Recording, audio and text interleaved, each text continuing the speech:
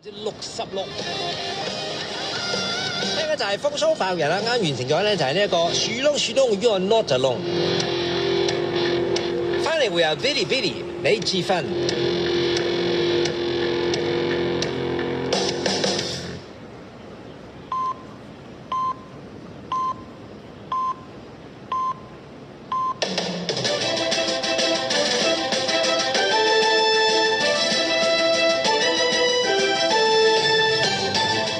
香港電台新聞報導，中午12點，由許敬軒報道新聞。為期7日嘅14屆全國人大3次會議，今日下午閉幕。各代表團上午舉行代表小組會議，審議關於全國人大常委會工作報告、最高人民法院工作報告、最高人民檢察院工作報告嘅一共3個決議草案。閉幕會下晝3點喺人民大會堂舉行，一共有7項議程，